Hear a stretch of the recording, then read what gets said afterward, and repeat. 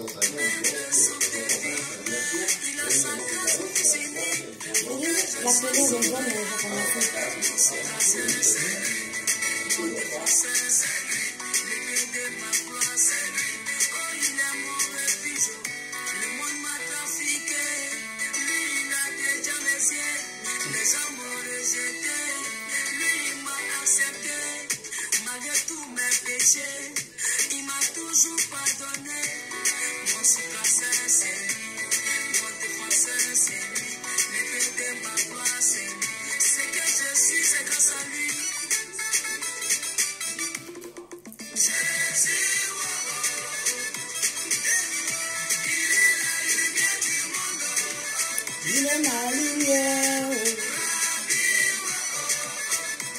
radieux. Il est ma lumière,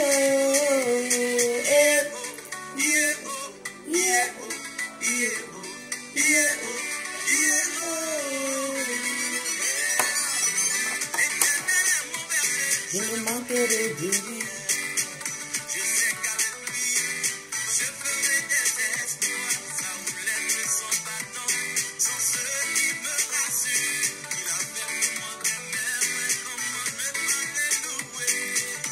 Soyez salués, oh, les amis.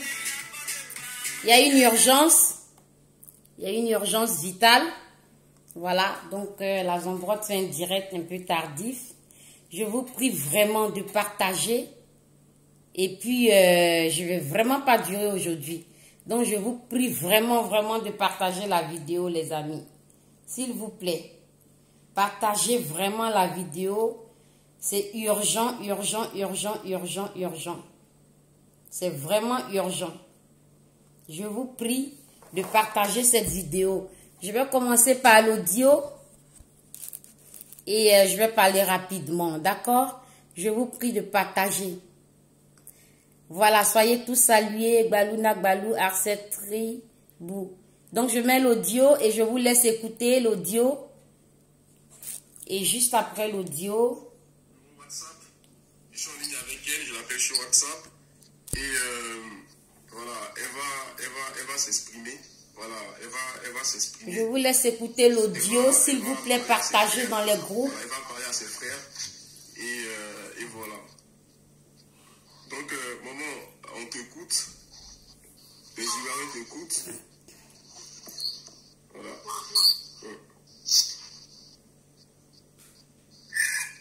Merci beaucoup, Cédric. Bonjour, mes frères, mes sœurs. Je suis très heureuse et émue de m'adresser à vous ce matin, ce samedi 6 novembre 2021.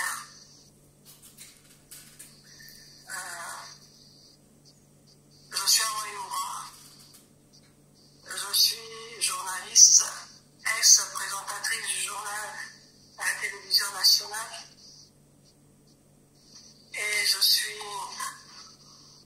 ma soeur. Et je suis malade. Je suis malade. Cela va faire bientôt 10 ans.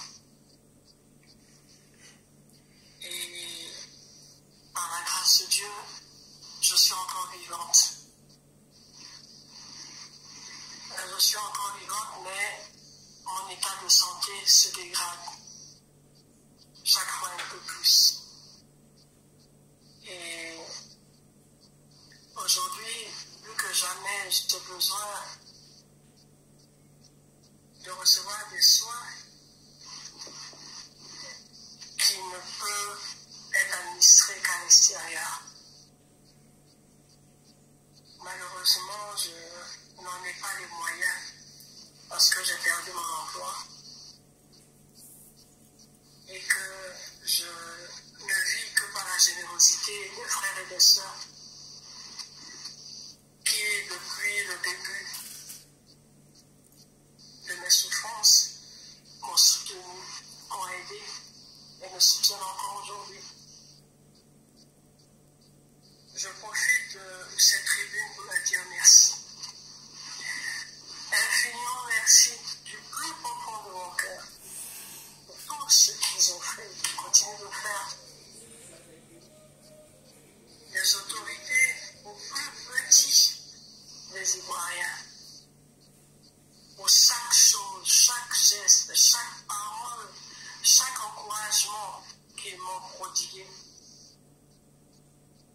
Par leur prière, Dieu m'a préservé de la mort. Dans son amour, aujourd'hui, il a suscité Madame Sophie,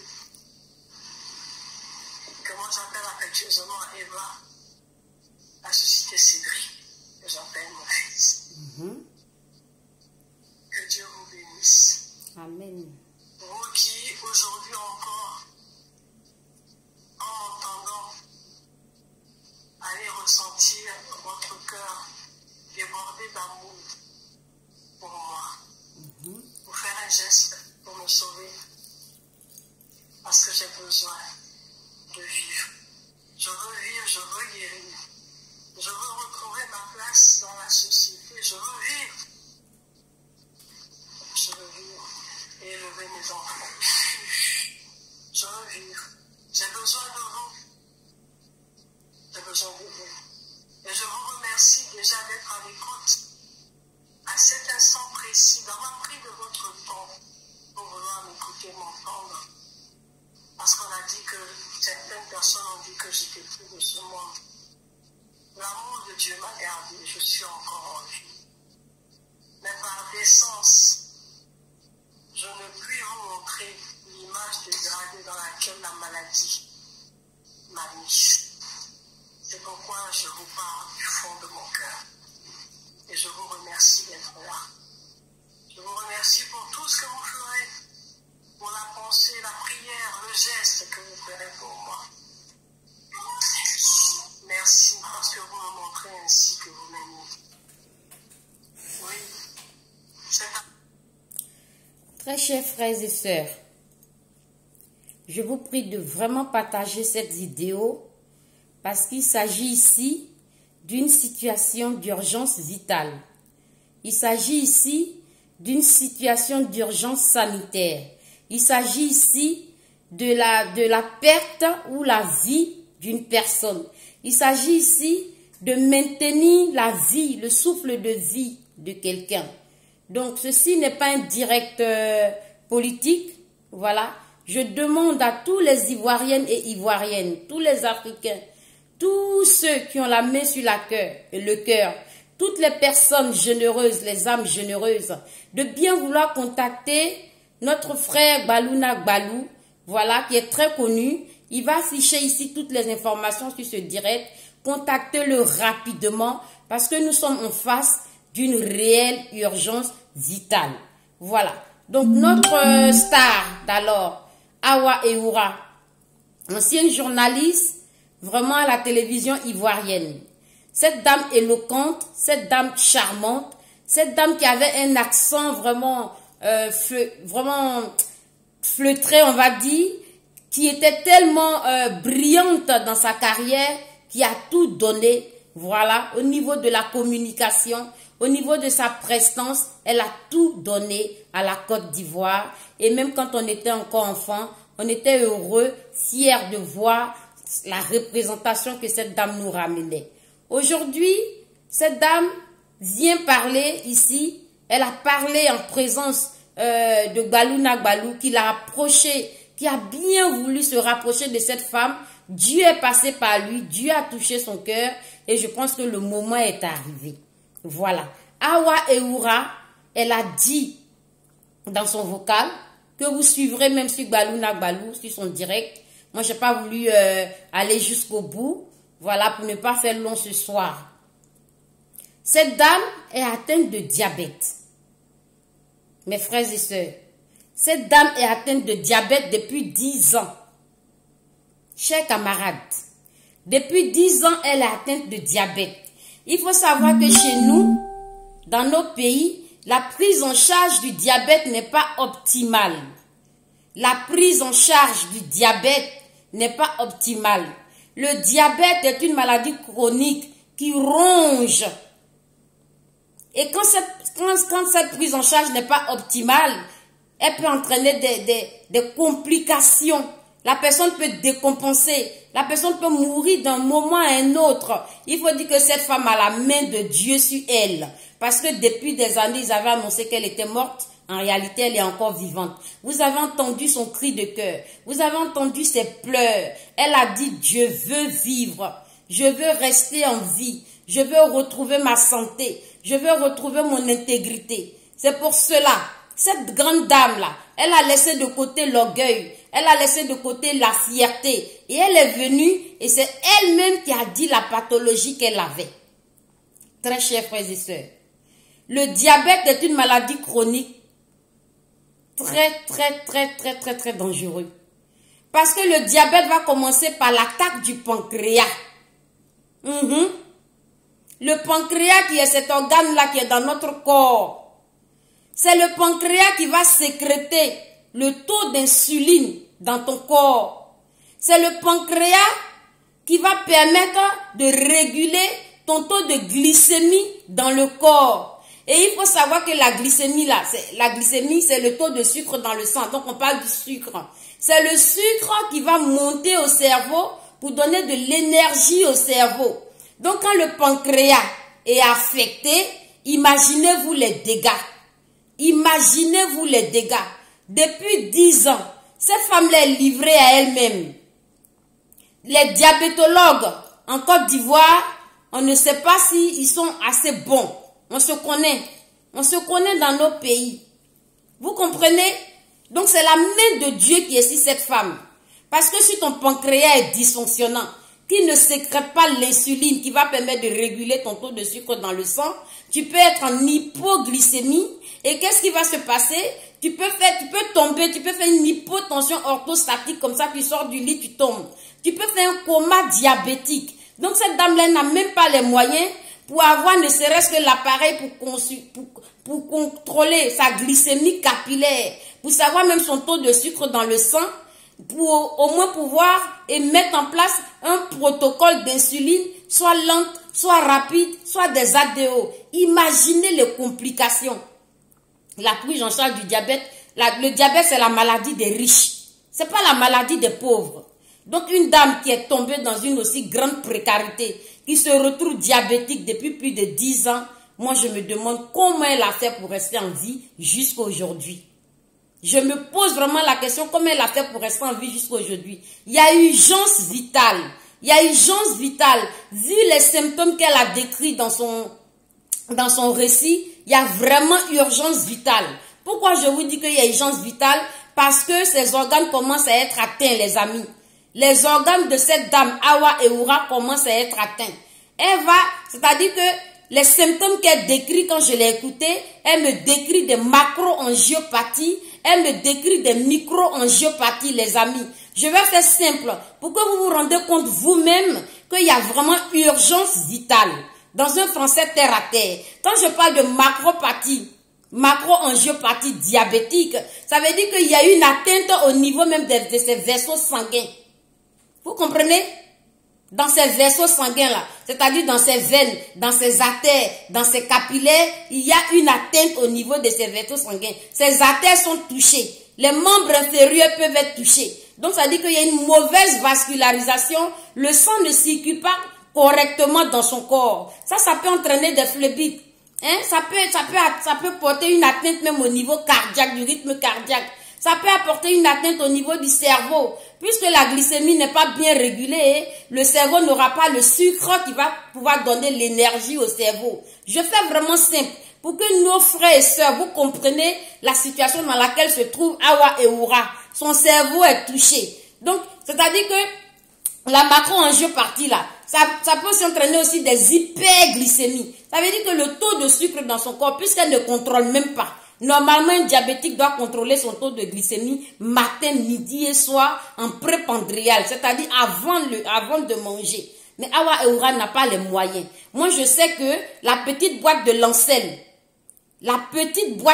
seulement qui se trouve dans le kit de glycémie coûte 58 000 francs à Abidjan. La petite boîte de Lancel coûte 58 000 francs à Abidjan. Vous vous rendez compte? Donc, je me demande où est-ce qu'elle peut enlever tout cet argent-là pour pouvoir contrôler sa glycémie tous les jours. Donc, ça veut dire que la dame, elle est livrée à elle-même. C'est-à-dire que si son pancréas est dysfonctionnant totalement, qu'il est atteint complètement, qu'il ne peut même pas sécréter l'insuline, cette dame-là, je ne sais pas comment elle fait pour survivre. Si son pancréas, il fonctionne un tout petit peu, qu'il peut sécréter de temps en temps, ça veut dire qu'il est paresseux, peut-être elle peut encore s'en sortir. Mais les symptômes décrits, j'ai trouvé des macro-angiopathies. J'ai trouvé des macro-angiopathies. Et j'ai même vu aussi des micro-angiopathies. Les frères, mes sœurs, s'il vous plaît, partagez cette vidéo et invitez vraiment les amis parce que cette hyperglycémie-là va provoquer une formation de plaques d'athérosclérose. Bon, ça veut dire que il va avoir même des formations de graisse, des formations de sang.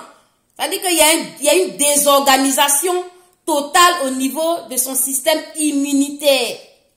Les amis, les yeux sont touchés. C'est-à-dire qu'elle a la rétinopathie. C'est-à-dire que les yeux vont être touchés et ça va entraîner la cécité. Elle a dit dans son discours qu'elle a la cécité. Ça veut dire que Awa Eoura, où elle est là, elle est arrivée au stade de rétinopathie. Je fais simple pour que vous compreniez qu'il y a vraiment urgence vitale. Son système nerveux est touché. Son système nerveux est touché. La rétinopathie diabétique, ça va susciter la cécité. D'accord? Rétinopathie, c'est l'altération de la rétine au niveau de l'œil. C'est pour cela que elle commence à ne plus voir. Elle devient limite aveugle. Ça va très loin. On sait que le diabète nécessite vraiment une hygiène de vie pas possible. C'est pour ça que je dis que c'est la maladie des riches. Parce que ça nécessite l'entretien. Hein? Une hygiène, une règle de vie hygiéno-diététique. C'est-à-dire qu'il faut consulter l'ophtalmologue une fois par mois. Il faut consulter le cardiologue une fois par an. Vraiment, il faut faire beaucoup d'entretien. Mais quand tu es pauvre, tu veux parler? Vas-y. Chers Ivoiriens, cette prise de parole est une invitation, une exhortation. Je vous invite à vous joindre aux frères Balouna Balou pour mobiliser les fonds nécessaires à l'évacuation de Dame Awa Eoura en France pour qu'elle reçoive des soins qui pourraient lui permettre une santé agréable. Soyez-en bénis tout autant que vous êtes à porter ce message. Voilà. Awa Eoura est exposée à des risques cardiovasculaires. Awa Eoura est exposée à des AVC. Tout ce que je cite là, c'est les complications du diabète. Et elle l'a dit elle-même dans sa bouche. Et quand elle parlait, elle a cité quelques symptômes que j'ai vus. Donc je dis, je vais venir vous faire ce direct-là. Si ça peut vraiment toucher les cœurs, pour que vous vous rendez compte de l'urgence. Awa Eoura, où elle est là, elle a la néphropathie. Ça veut dire que les reins sont même en train d'être touchés. Les amis, j'ai vu ma soeur, Lagosina Kofi, qui vous a fait un direct en long et en large. Et ça a été un très beau direct. J'étais très satisfaite de ce direct-là. Avec le pasteur qui a parlé. Je vous prie de laisser parler vos cœurs. De laisser parler vraiment votre âme. De laisser parler votre moi. Nous sommes tous Ivoiriens. Nous avons connu cette femme. Elle est livrée à elle-même. Son état de santé est engagé. Oui, sa vie est engagée. Et il y a vraiment urgence. Il y a vraiment urgence. Il ne faudrait pas qu'on attende, parce que si ça se complique, mais ça se complique, que les reins sont abîmés, qu'est-ce qu'on va faire? On ne pourra pas assumer les dialyses 4 à 5 fois par jour. Donc vraiment, il faut se dépêcher. Il faut vraiment se dépêcher. Il faut vraiment se dépêcher. Parce que la mauvaise circulation sanguine peut entraîner aussi le pied diabétique. D'accord? Ça peut entraîner aussi le pied diabétique. Je vous en prie, faites quelque chose. Faites quelque chose. Contactez le frère Gbalouna Gbalou. Contactez le frère Gbalouna Gbalou pour éviter toutes ces dégénérations-là. Pour ne pas que ça dégénère. Pour éviter les ulcérations. Pour éviter la destruction des tissus qui peuvent atteindre le pied. Qui peuvent arriver au pied diabétique. Donc je vous prie, que Dieu vous bénisse. Mobilisez-vous. Mobilisons-nous. Venons tous sauver notre soldat Awa Eoura, comme elle a dit. Que Dieu vous bénisse.